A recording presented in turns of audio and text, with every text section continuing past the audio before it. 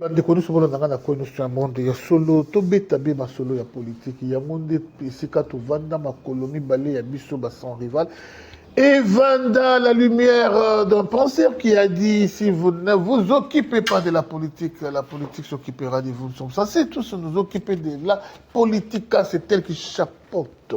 Oui, au Congo, pourquoi beaucoup de choses ne marchent pas pendant que les chefs se battent jour et nuit pour l'intérêt du Congo, mais il y a beaucoup de choses qui ne semblent pas bien marcher. Il y a quoi au juste? Deux raisons. La première raison, le Congo n'a pas la chance d'avoir des politiciens dignes d'être politiciens. Le Congo n'a pas la chance d'avoir des politiciens qui ont une culture politique.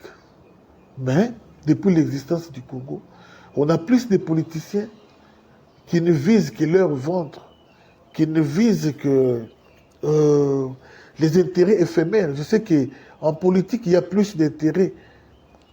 Mais quel intérêt?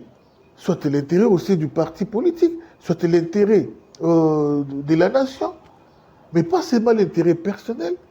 Si on pouvait s'atteler sur l'intérêt personnel ou l'intérêt privé, là, on ne fera plus la politique. Parce que moi, je vais commencer à me battre rien que pour nourrir ma famille, c'est tout. Autant mieux faire des business. Ça n'a pas business pour aller sa famille. Que la politique pour aller sa famille. Donc, objectif, c'est pour aller sa famille. Et l'intérêt du peuple, l'intérêt de la nation, l'intérêt à Mboka. C'est là où le bas blesse. Donc, les politiciens de la Congo, je vous l'ai dit, les politiciens de la Congo, ils ont intérêt à peuple, ils ont intérêt à Mboka, ils ont intérêt privé. Il y a Bango Moko, il y a un parti politique. Il y a un Mboka. Je vais vous donner juste un exemple. Partage du pouvoir.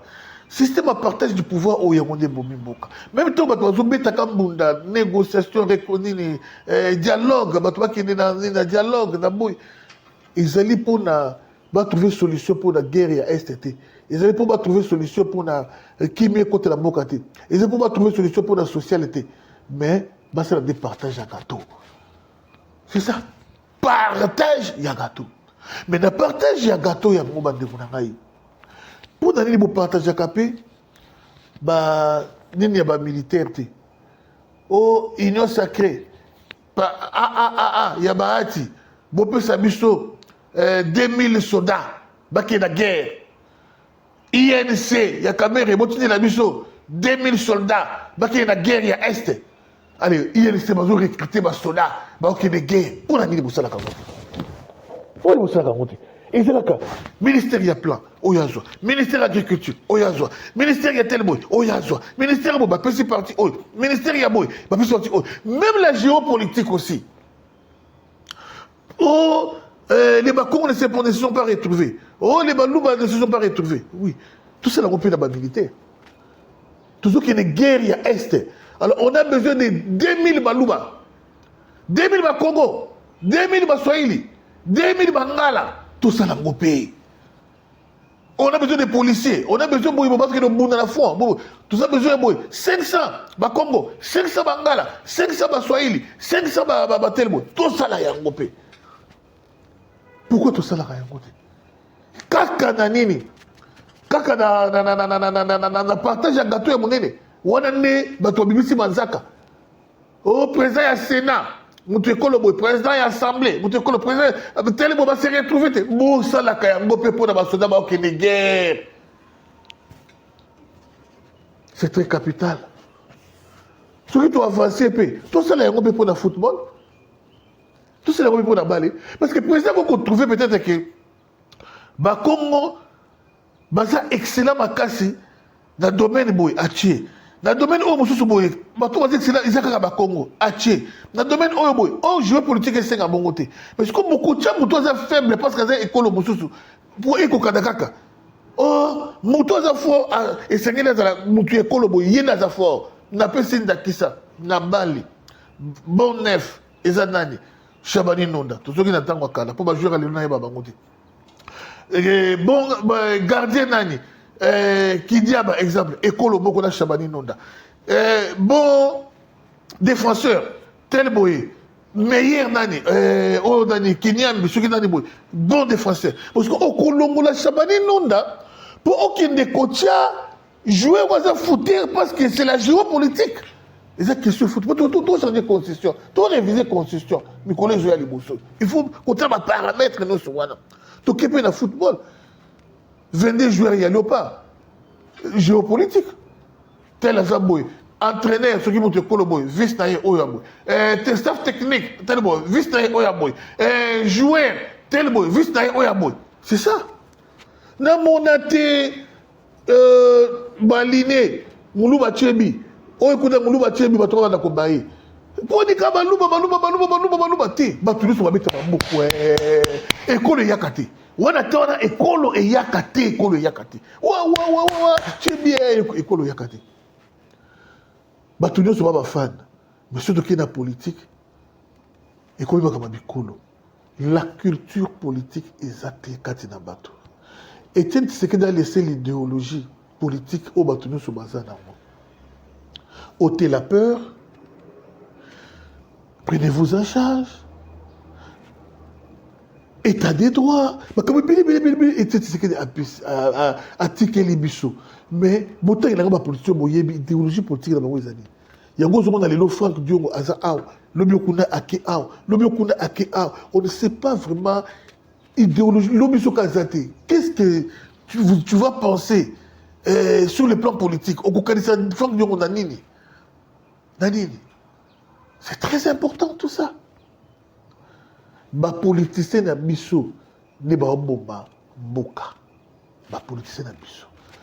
Deuxième point, ils allaient biso moko peuple. Na ba politiciens na biso moko peuple. On ne sait, en fait, on ne travaille pas pour l'intérêt du pays. C'est ça. Comportement na biso, ba comme na biso belé. Tout ça, tout travailler bien pour la boka na biso. Tout sunga, ma politicien na bisoti. C'est ça le mot. Tout sunga, ma politicien na bisoti. On appelle ça qui exemple. On appelle ça yango trop. Trop alors. Banzela, Ezamabe. Le quoi Banzela, Ezamabe, biso toujours préféré tout ça ma jeep. Pour kokana nzela. Ma bolo ezali autant mon jeep. Au lieu où le cas où bongisa zela bien, bateau ma voiture y a ces voitures à sport, voiture de base à l'aise, mais vous préférez botam mon jeep. Donc zélétique la carte n'engana botam mon jeep. Mai eza sous bien tenu n'engana la table chongo à l'époque à Mobutu. Les lots mai comment bateau sur comment me kosomba comme la carte mai ya kosomba, mai ya pharmacie, mai ya pompe ezaka sous malamoté. Pourquoi? Et moi, il y a un peu de monde. Et nous, à la passe. Maintenant, nous sommes bidés, mêlés. Pourquoi? Régime des eaux a failli. Na place, il y a que bon, ça régime des eaux, on a des zalaki. Beaucoup mieux qu'on cultive le système de forage. Beaucoup aider Mbokate. Beaucoup aider Mbokate. Beaucoup cultiver le système de forage. Beaucoup nous avons un bon forage. Bon, on a forage. Mais maintenant, si vous avez un régime des autres, à continuer à écrire la saleté, à continuer à couper sa batoubamaï, à continuer à couvrir le territoire du Congo, c'est ça le mal. Bino moitié forage, la place bobo qui s'est régime des autres. Toké na courant, il y a des délestage. La place à Kusunga Snell, à Bongisa Koura Malam, ils ont la 1980, 81, 82. Courir de la Malam. Bino Botiba, panneau solaire. Botiba panneau solaire, Botiba groupe électrogène. Tel est panneau est un moulateur. Le groupe électrogène. Au moins, la courir est athée, avenir Mobimba, Bana Koura. Bana Koura n'est au général tel, à panneau. Général Boy, groupe électrogène. Général Boy, mais t'es gagné Kusunga Snell. Pour Abongisa Moussala. C'est là où le bas blesse. Tout ça qu'on dit. Na baboka mususu ceux qui ont l'hypématie population qui est dans la balle. Et donc moko eza normal des populations qui est dans la balle. Là ba politique bazo banga. Banga. Mais lelo oyo to comment qu'on trouver pas si normal. Pas si et comment na normal. Donc à tout qui nous na wenze. Lipa il y a 500 francs et combien 2000 francs. On trouve non normal. Normal. C'est ça les Congolais. Peuple beaucoup revendiquer ma droit d'Haïti. Transport. On retrouve transport il y a 1000 francs. Ok, et combien 2000 francs. Normal. Au moins, le peuple, où il est là. Recevoir à Belé Likuna. Qui gagne la souka, qui gagne la souka. 2000 francs. Bah, tout peut pas où il est. Pour dire, le transport passe. Si on a quitté dans ça, attaché 5000. Bah, tu vas oublier Makaka. Babi Makaka. Population, il faut punir. Les politiciens, il faut punir. Les opérateurs économiques, il faut punir. Les gouvernement mondial qui s'est carburant. Allez, la station va être sauter. Va être sur le carburant. Tala moté mamabi. Tala moté mamabi. Pour carburant qui dit, beaucoup de ceux qui vont y aller dans le tu as 5 litres. Sous 5 litres. Nga na zobo masiko mboka. Fati mto abo mboka. Fati na yimfino ke botika carburante. Botika fati kimia. Ba chef coutumier. Mais ça là oyo il faut bino bo sala ki chef coutumier. Bo protéger mboka. Bo protéger mo koko ya mboka. Bo protéger ma belé ya mboka. Mais ba chef coutumier tala ndenge bazo yibaka biso ba richesse ya mboka. Ba chef coutumier ba abandonner ki mo koko na bango. Ba chef coutumier ba komi ba saper, ba chef coutumier ba komi kotia ba choko, ba chef coutumier ba komi koluka ba bitu cacher matambola nango, ba chef coutumier ba komi lokola ba star, ba chef coutumier ba komi ba escroc, ya ko escroquer ba to mapango, le pango moko tekeli 4 personnes, ba chef coutumier ba koti na ba mafia et ba kanga makate. Constant mutamba, ba chef coutumier ba kanga makate. Na sanga ba prison boko, oyo ba chef coutumier c'est ba kanga ma. Sikoyo motema mabe, ya ba chef coutumier zo za la wapi na kombebisa banzela. De Kokomona vraiment qui fatia tongi prince qui toko le meilleur tena boy libulu cause ya ba kobeba ya banzela ezaka ba chef coutumier so boye ba raconter je vous dis la vérité aujourd'hui cause ya ba érosion ebelé ya ba chef coutumier 11 route matin dizela na e katani vraiment érosion donc e katani ba chef coutumier mais tema mabi c'est ça ba chef coutumier. Et le quoi, c'est série à conflit à Jibena Ouera. Ouera qui corrompt le chef coutumier. Jour, il y a stade de martyrs, il y a Jibé. Maman na moula. Ah. Maman na moula, disait des colons, 10, 11, 12, moula, disait, ils ont annoncé pour la fin de ma stade. Roger, dans lesquels on dit que non, concert, et cause à la nilé, tout ça. Les collègues comme ils peuvent, moula, ils ont sauté. Vous comprenez au moins. Au conseil des zongi, au conseil des alliés, ça les moules et sili. Tout le monde moule les alliés sous tes conseils des zongi. Moule et t'as le chef coutumier. La place qu'on protéger ma belé en boca, qu'on protéger boca, bango bazo ma destruction, qu'on détruire. C'est ça le mal. UDPS, l'Union pour la démocratie et le progrès social, le seul et l'unique parti politique depuis tous ces temps, parti politique Oyo Mokiliata 100 ans, l'UDPS, un parti fort, un parti Oyo et apporté vraiment lumière dans la Boka la Biso Congo. Et pour cette dictature, dans la forme de UDPS, bravo. Mais qu'est-ce qui se passe? La carte UDPS. D. Secrétaire général. Déo Kabouya. Déo Kabouya. Qui dit Fatih? Qu'est-ce que Fatih dit? Qu'est-ce que la famille tu sais qu'il dit? Et qu'est-ce que UDPS? La cadre UDPS, dans désordre nous faisons la carte UDPS. On accuse qui? Je m'adresse à mon chef. Je m'adresse à notre grand leader, Excellence Félix Antoine Tshisekedi. Vous savez, le peuple congolais est tellement mûr, a comme mûr que, et comme difficile, il y a qu'au distraire, il y a chaque fois que les choses tournent mal contre Kabouya, il y a toujours une intervention.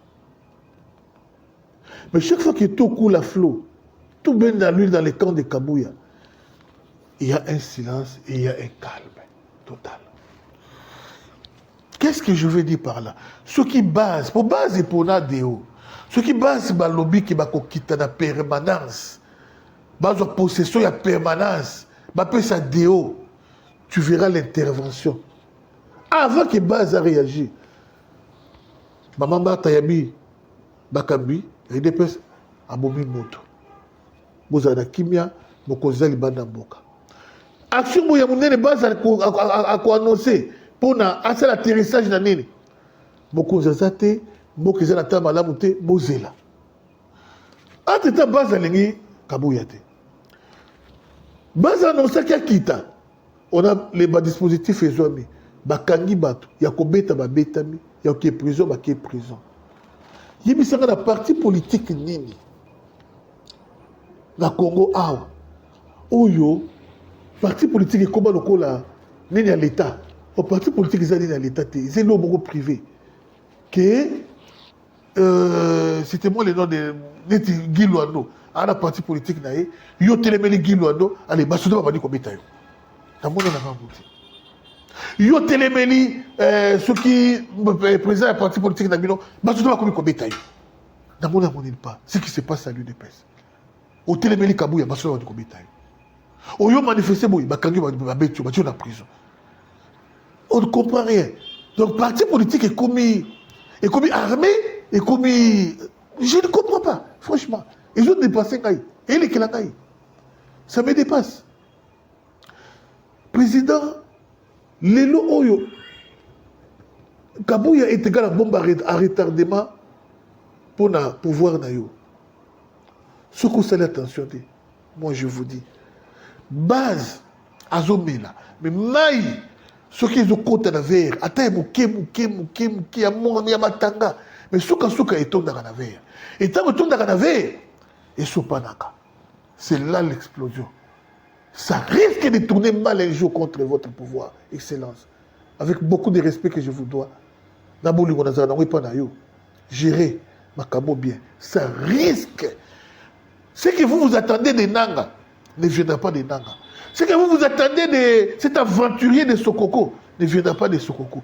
Ce que vous vous attendez de Katumbi ne viendra pas de Katumbi. Ce que vous attendez de M23 ou de Kabila, et que vous attendez de Kabila ni la M23. Mais quand vous avez une grande famille, il y a Yomoko. Il y a Yomoko. Déstabilisation vertigineuse. Il y a pouvoir dans Yo. Il y a un risque. Et vous avez une famille politique dans Yomoko. Ils ont risqué. Ce qu'on soigne le parti politique dans le parti politique dans Yomoko. Quand il y a base, il y a peuple. Il y a une force armée. Quand il y a base, il y a peuple. Il y a une moto et un volcan. Peuple azomela. Mais à Sipi à Koli, à comprendre la réalité. Il ne peut s'annoncer les sources, base et annoncer, qui va concerner l'atterrissage forcé, tout le coin et recoin, nous, ça quitte ça, la permanence. Baboko Fatia Yami, Deo. Ayami Deo. Kouyamba Deo. Croyant que le lendemain, les choses vont changer, mais c'est juste un volume. C'est juste un volume. Il y a base de la lissousou. Quand base de la ti mukolo nini.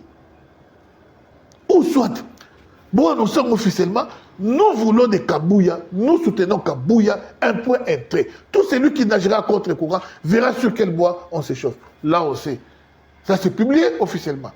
Que, volume sur volume sur volume, Pongi sur Pongi. Mais les jours, entre-temps, le temps n'est pas notre ami. Hein? Le temps n'est pas notre ami. Tout ce qui a 5 ans, ce qu'on a sur la 50 à pouvoir, tout ce qui a 4 ans. 4 ans, on va vers 3 ans et demi. 3 ans et demi, on va vers 2 ans. 10 ans. Quand les gens disent qu'il a mal géré, c'est leur droit. C'est leur droit de juger la gestion de quelqu'un qui est au pouvoir, qui est à la tête de l'UDP. C'est leur droit. Mais pourquoi les priver de leurs droits? Non. En tout cas, président de la République, si votre rencontre ou l'audience que vous avez accordée dans l'équipe Yadeo, dans Eteni Ngombo, Ezali, pour endormir Bango Lissoussou, Bavanda, cette fois-ci, ça ne sera pas Deo qui va parler ni Eteni. Mais la base va se soulever un des 4 matins sans mot d'ordre. Sans mot d'ordre, la base va se soulever. Je n'ai jamais vu condamner, je n'ai jamais vu les gens condamner Kabouya dans ma bévie, Moussoussou, Kobeti Sabatou, parce que j'ai vu aussi des combattants Moussoussou, Bilaba Bapasoula, Zoka, Nini. Je n'ai jamais vu là-bas. Et pouvoir est condamné en haut, hein. Ma bévie, mais extravagance, Moussoussou, il y a Kabouya. Je n'ai jamais vu ça. Mais quand on s'oppose contre Kabouya, là, on peut t'humilier de ma façon et personne ne va parler. Personne. Vraiment, je ne suis ni d'un camp, ni de l'autre, mais dans ça, qu'on a vérité. La vérité est que le peuple a désavoué Kabouya. Et les gens qui soutiennent Kabouya, ce sont les gens de Tossarobika, les gens qui courent derrière les miettes. Parce que pendant tout ce temps, Kabouya n'a pas eu à enrichir les combattants. Il n'a pas eu à enrichir les combattants. Ils sont toujours tels qu'ils sont. Dans Kosenga, dans Matolo. Et c'est maintenant qu'il va enrichir les combattants. Mais les gens qui reçoivent les miettes, il y a tout ça au Bika. En tout cas, c'est par là que je mets un point final. La tranche d'Anga, Excellence président de la République, si vous vous aimez réellement, prenez une décision une fois pour toutes. Ou soit, prononcez-vous, c'est Kabouya ou rien, que les gens sachent que le président, c'est toujours Kabouya. Que continuer à faire attendre les gens comme si Mazo c'est le retour à Jésus, qui ne vient toujours pas, qui n'arrive toujours pas. Merci à vous tous qui avez prêté attention à cette tranche. Je soutiens la révision de la Constitution. Je soutiens les actions de mon chef Félix Antoine Tshisekedi, le travail qu'il est en train d'effectuer matin, midi, soir, la volonté qu'il a de bâtir ce pays. Je soutiens les œuvres, les actions de tous les ministres qui travaillent mieux. Je citerai Constant Moutamba qui est dans les bons, mais qu'il arrête les populismes et l'extravagance, qu'ils se mettent au travail, rien que les travail. Je soutiens le travail de Jacques Men Chabani, je soutiens le travail de tous les ministres au Salabien, et je condamne avec la dernière énergie cette façon de regarder les ministres qui ne travaillent pas. Longola où il faut qu'on longola, mutatis mutandis. Tia oyo sengeli ko tia la méritocratie. Muto yo dena ba moi ebele leki, ministre a travaillé bien doit être mis hors l'état de nuire. Kuluna ça continue. Il y a quoi pour que Kuluna ici là. Na mesena koloba pe na ko tikaka koloba te jour oyo ba ko kulune moi na ministre. Jour oyo ba ko kulune moi na général. Je vais couler dans ma cause. Pour couler la blague, c'est le beaucoup de mi chopo libanda, va violer ma nabasi. Jour où vous allez arrêter maintenant des grandes décisions, comme on a toujours dit, des grands mots, des grands remèdes. Merci encore une fois à ceux qui étaient derrière la caméra. Bravo. Toujours.